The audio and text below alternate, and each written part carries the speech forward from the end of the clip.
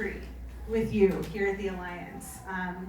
20 years ago, so the Alliance was officially founded 20 years ago this week. Wow.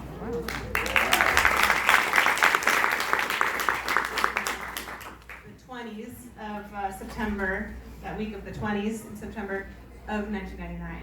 And leading up to that day was a series of conversations and values alignment that occurred between Nancy and a number of investors who joined in what was called the Bay Area Equity Fund. The Alliance for Community Development was one of the co-sponsoring not-for-profit organizations who participated in the build-out of what became the Bay Area Equity Fund 1.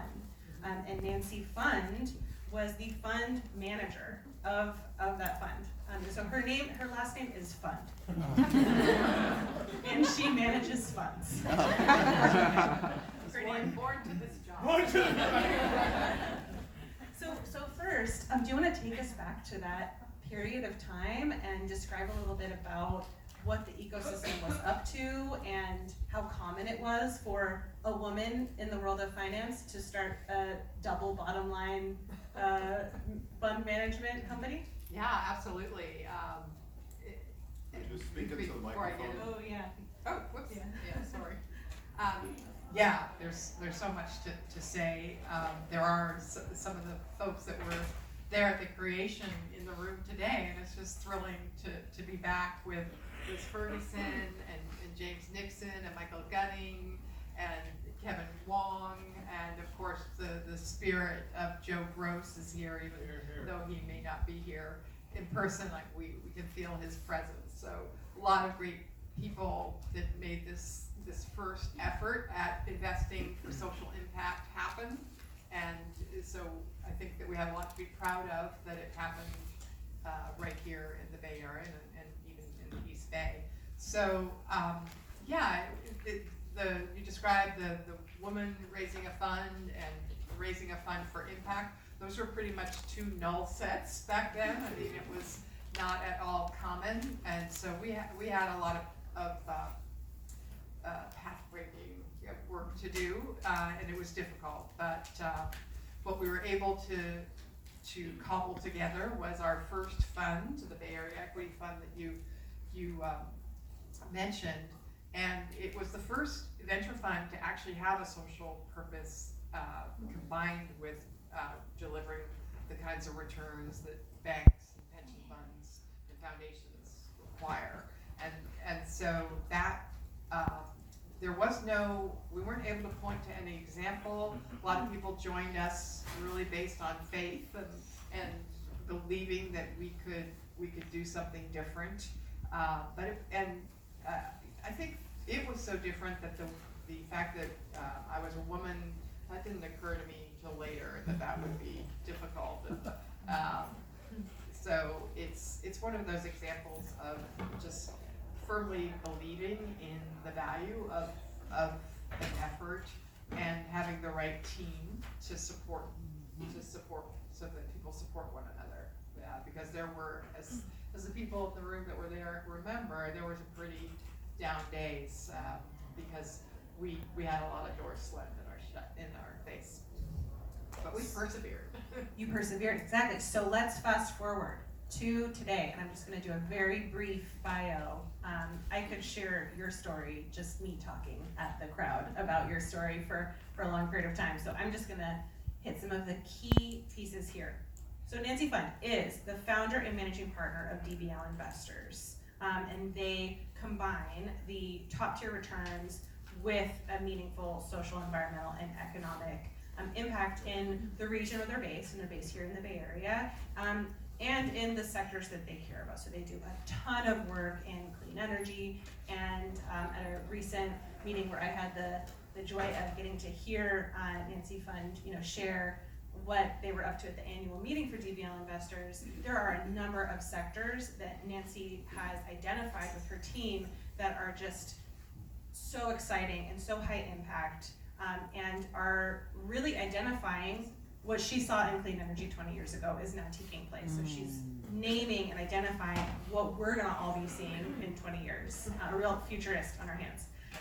So Nancy currently sponsors and sits on the board of many companies, including Farmers Business Network, The Muse, Advanced Microgrid Solutions, Off-Grid Electric, Primus Power, and before the public offerings, Tesla Motors and Pandora.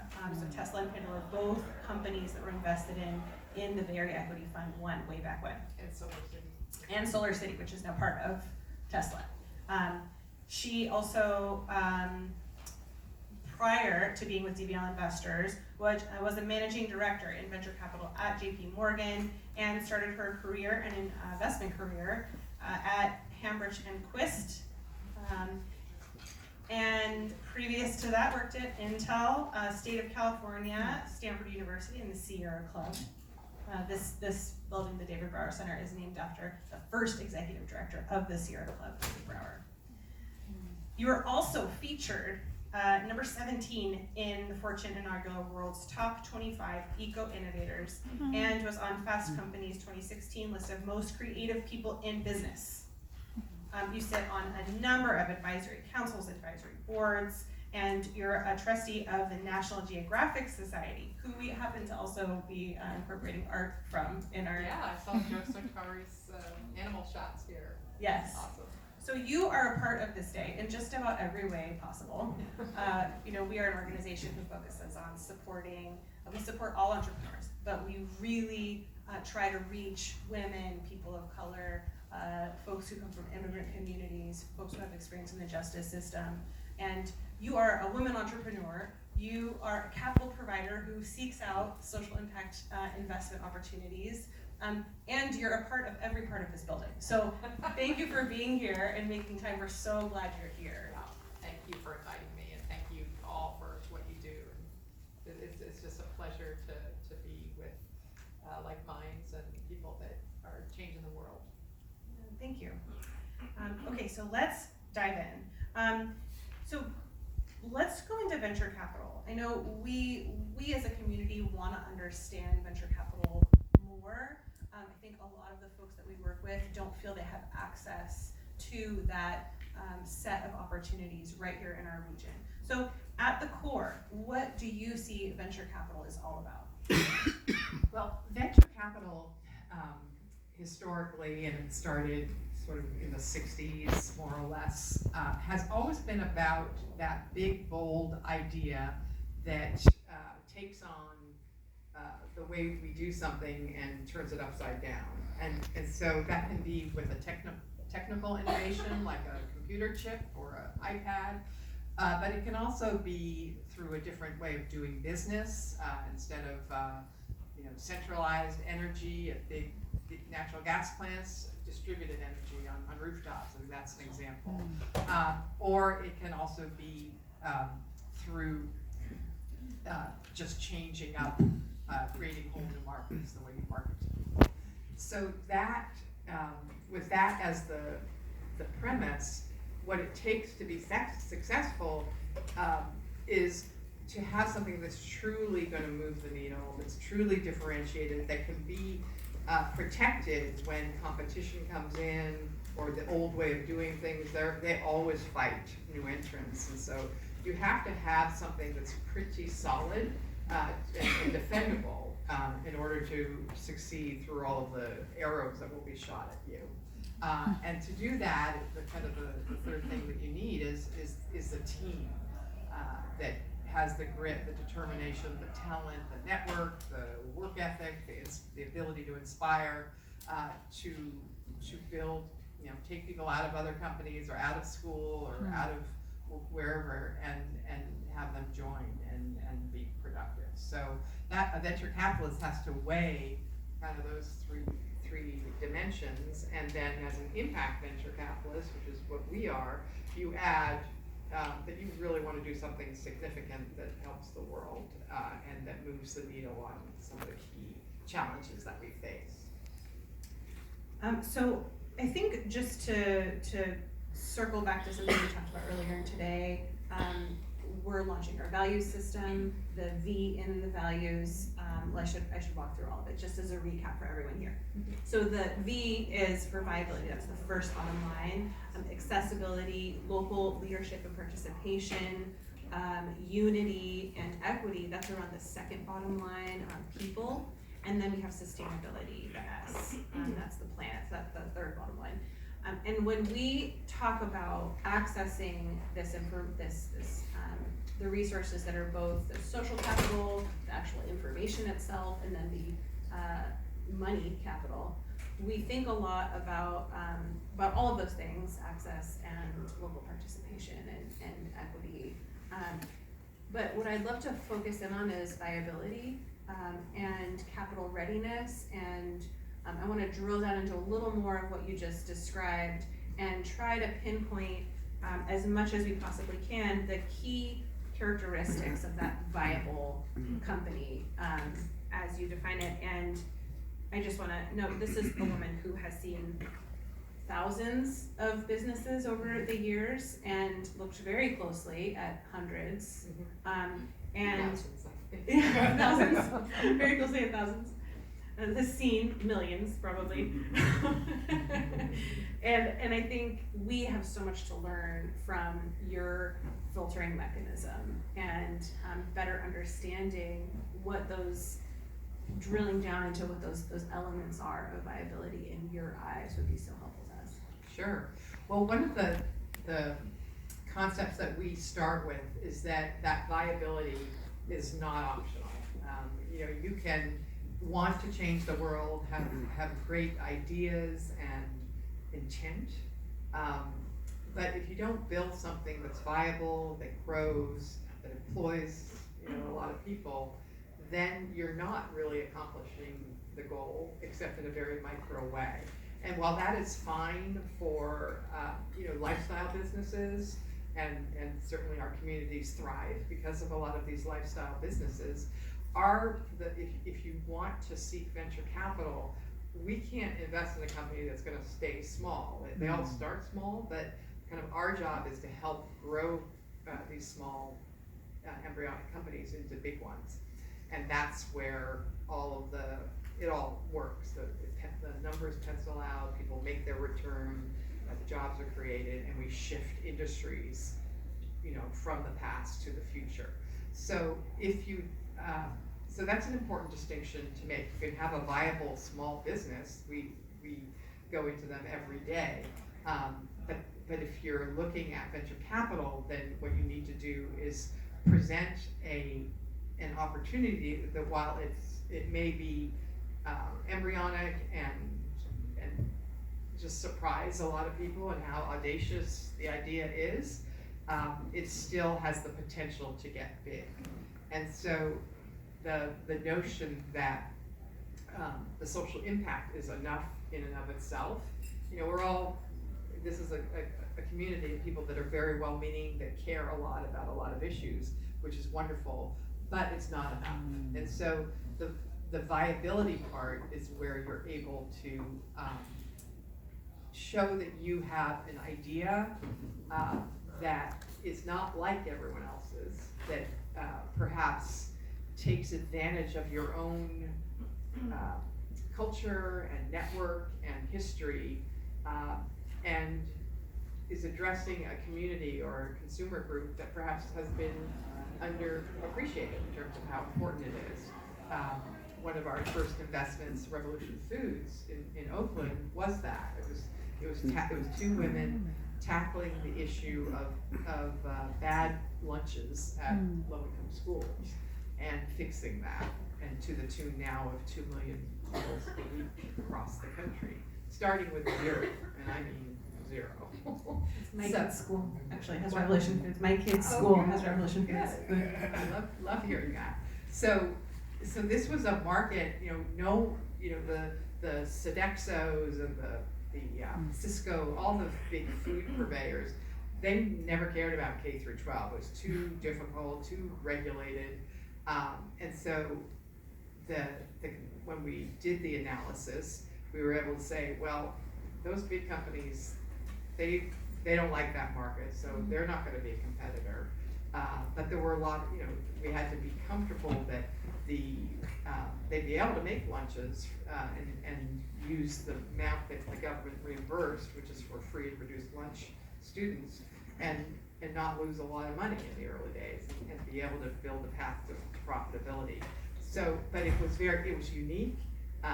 The team was passionate and had some relevant experience, even though they were still in business school when we actually first met them.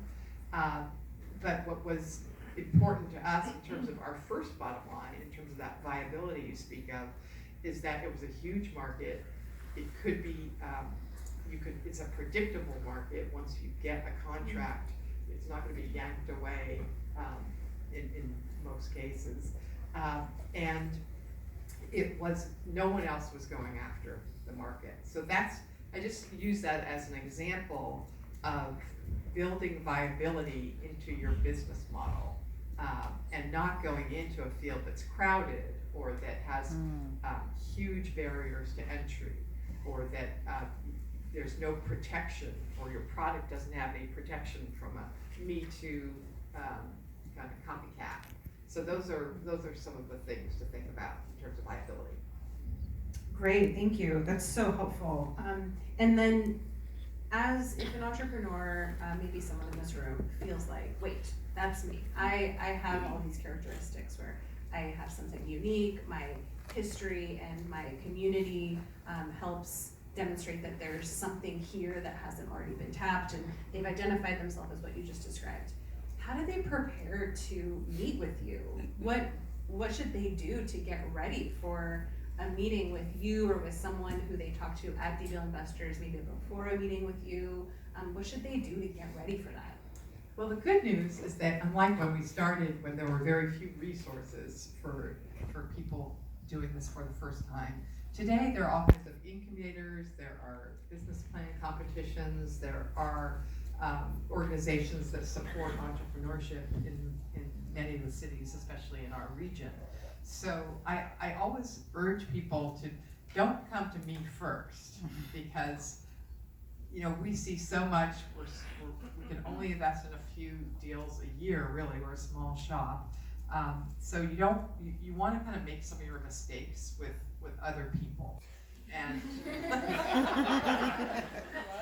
not that we all don't make mistakes. Of course we do, but it's like anything. And before going on Broadway, you go to the Berkeley Rep or whatever. So go to and seek out different kinds of people. I can't emphasize that enough.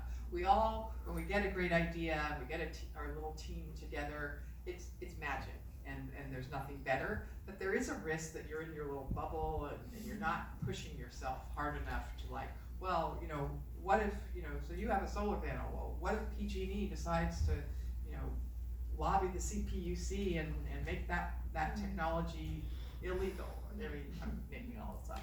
But, you've got to have the devil's advocate. You've got to test and the best, really good way is to do that both within your own team, but also seek out folks that are from different sectors or different neighborhoods, and certainly always helpful to find people that are skeptical.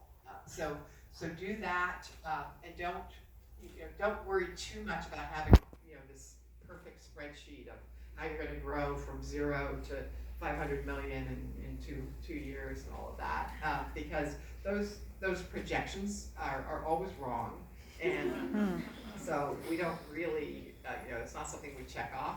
We just want to see that you're thinking about it, and that you have some sense of how much money is it going to take you to get to a certain set of milestones that you've accomplished, so that you can raise money again.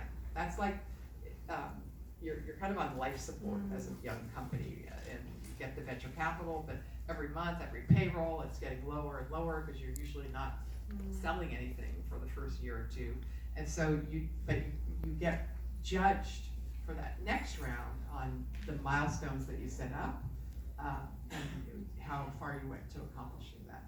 So those are some of the things that you should anticipate that we will ask you. We'll always ask you, how much is this money going to last? How long will this money last? And what will you have accomplished when it's time to raise more money?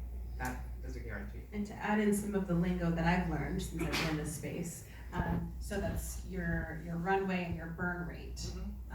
And that's how much time do you have, and then what is the rate at which you are burning the capital that you have. Right, and so that, when you think about that, you may say you want to hire 10 people in the first 6 months. It's, sometimes it's hard to hire that many people, but maybe you should only hire 5 people in the first 6 months and get more done, because every headcount with, fully loaded that's usually your biggest expense, unless you're doing something very esoteric technology-wise, where you have to buy a lot of equipment or chemicals or whatever. I mean, rent and people are your biggest expense, so you really need to keep those in control.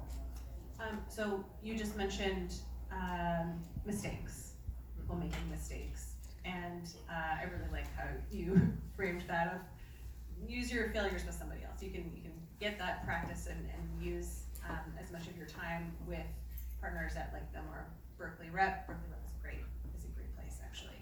I don't mean to dismiss Berkeley Rep. No, but I mean it's known as a wonderful place to like Green Day did what was the play, American Idiot? Yeah. I mean, they did that here and then took it elsewhere. I mean, the good news about the Bay Area is we have a lot of that. So in the business world of people that are, trying things out, and then eventually they show up at the venture capitalist portion.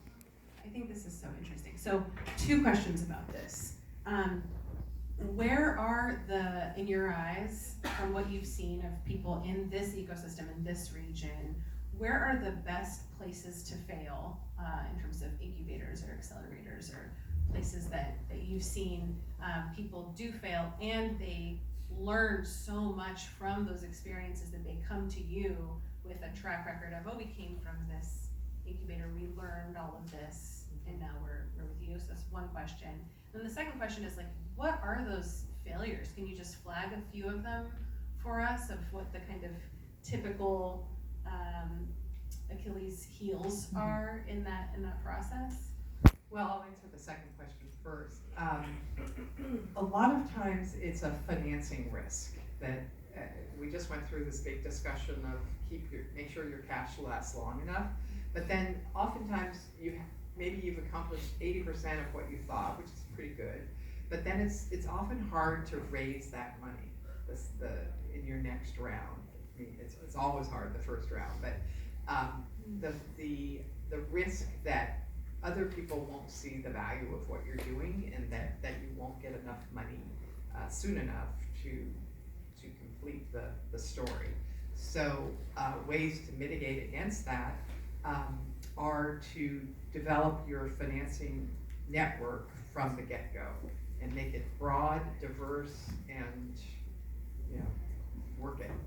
Because it's, as in any field, if you have a relationship with someone, even if it's not that deep, it's better than the cold call. So getting that network established is imperative. Another mistake would be to underestimate how long it will take you to get your product ready.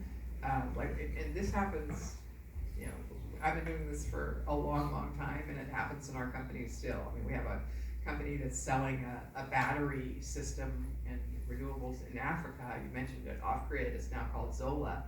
Technology developed here, and it's going after the use of diesel generators, especially in the developing world, which is a horrible equation for health and for cost and for the planet. They use them because the grid goes down so much, they need to shore it up with using diesel generators. So it's a horrible thing, but there are millions and millions of these used. And I mean, the company's doing great. We're releasing this product this quarter, but truth be told, it was supposed to be ready a year ago.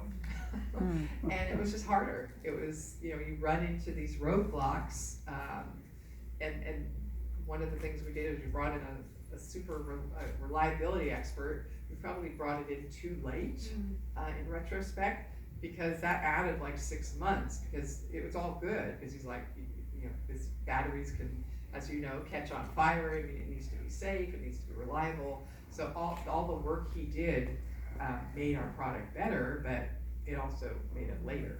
And when the clock is ticking and you're running out of cash, if that clock ticks too long, then that becomes a huge problem. So those are, I mean, I could go on and on about all the pitfalls we face and entrepreneurs live through, but those are two pretty major ones.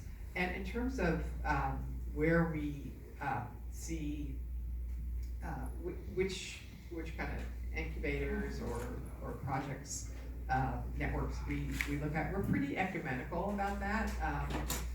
We like them all. I would say, since we do have a sustainability emphasis, you know, I was it yesterday or the day before, the Cyclotron Road.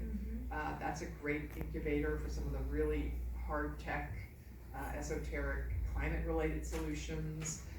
Impact Techstars now has an impact fund. So now if you want to do impact, you don't have to go to a regular Techstars. So that's looking promising. You know, the way you build your deal flow is just as important as the way you manage your portfolio, because it has to be diverse as well in order for you to see things that other people don't see. So we keep a pretty open mind as to any of the incubators, any of the business school programs, Clean Tech to Market at Haas, so the Impact Club at various universities.